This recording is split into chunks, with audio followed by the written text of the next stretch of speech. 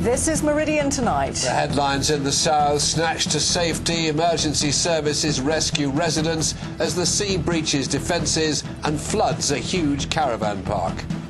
At the mercy of the storm, tugs are sent to a helpless tanker in danger of going aground off the Isle of Wight. And underwater, towns and villages are swamped by the rising tide. Shops and businesses are left counting the cost. Also in tonight's programme, the pride of Portsmouth. Fans celebrate a dramatic victory which sees Pompey favourites to win the FA Cup. And the shame of Southampton. A shocking incident in a nightclub leaves Saints supporters wondering how much worse can it get.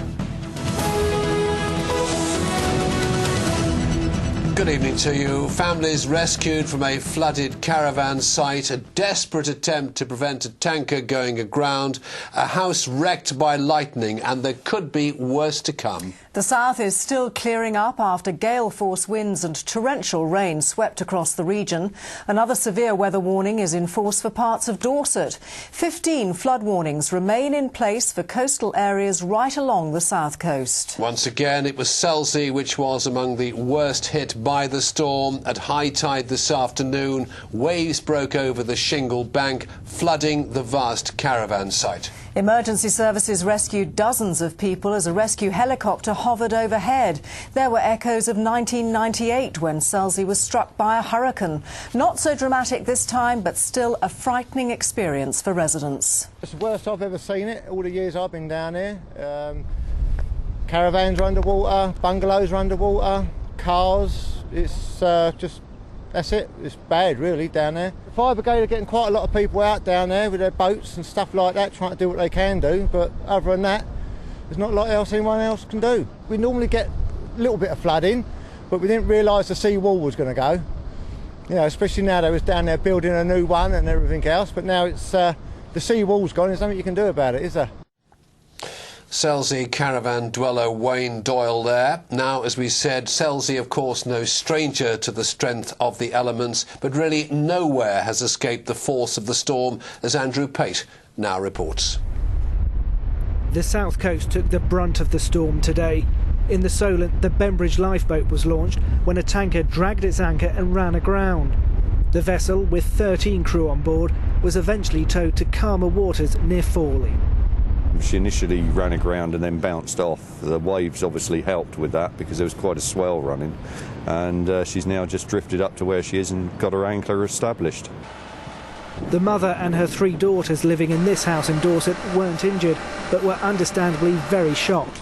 Lightning having ripped through the roof, causing huge damage. In Emsworth, flooding hit the main road, the water causing problems for streets, houses, a pub. Comes in from the all sides, like a pincer movement. And shops. There's no sandbag locally, unfortunately, so we've had to pull out the rugs to pull up the doors and shut up the back, and so we've done what we can. Trees came down across our region, with the control room for Hampshire Police getting more than 200 calls about the weather. The wind and rain, combined with the high spring tide, meant the Environment Agency had issued a number of flood warnings. Well, clearly this is quite nasty weather, and you don't get this every day of the week.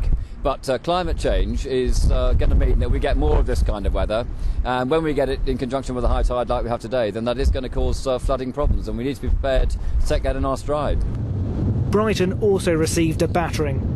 There have been no serious injuries so far today, but people are being warned to be careful.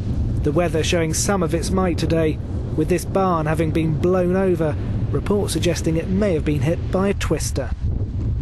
Andrew Pate for Meridian Tonight. Well, the storms have meant a setback for the Swannery at Abbotsbury in Dorset. It's just recovering following the outbreak of bird flu, and staff have been preparing for the reopening this weekend. But today's weather has left the nature reserve underwater, and staff are facing an uphill struggle to complete the preparations. Martin Dowse has more. We were the first television crew back into Abbotsbury since the bird flu outbreak. We'd intended to film their preparations for this Saturday's big reopening. Instead, we found them cursing their bad luck once again. The overnight storms blowing in from the southwest had caused the sea to swamp the Swannery. A carefully constructed habitat of walkways and nesting areas almost entirely underwater. This herd may now have built up an immunity to bird flu, but there's no immunity from nature's power. To get the assurances from DEFRA and the Health Protection Agency that it was quite all right for us to open on Saturday was a great relief. And then this happens. And then, having got through that, the elements suddenly take over, and we've never seen it so bad. The swan herds here have spent the last 6 weeks carefully building up these reed nests for the grand opening day and the start of the swans' breeding season. In a few short hours this morning, the weather has completely ruined all that hard work. It's exactly 2 months since bird flu was discovered here. The swanery lost 10 birds to the virus, but now has the all clear to reopen this weekend, which they say they are still determined to do despite today's setback. The tides are due to go down. The wind can't keep blowing from the southwest, which is the worst combination. We've got to be positive.